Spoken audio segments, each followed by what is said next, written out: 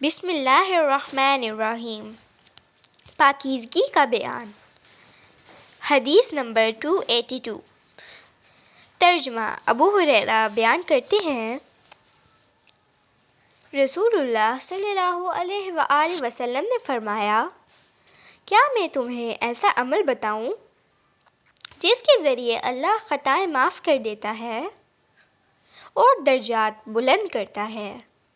صحابہ نے عرض کیا، کیوں نہیں اللہ کے رسول، ضرور بتائیں۔ آپ صلی اللہ علیہ وآلہ وسلم نے فرمایا، ناگواری کے باوجود مکمل طور پر وضو کرنا، مساجد کی طرف زیادہ قدم چل کر جانا اور نماز کے بعد دوسری نماز کا انتظار کرنا، یہی سرحدی چھاؤنی کی حفاظت ہے۔ رواہ مسلم۔ حدیث نمبر 284۔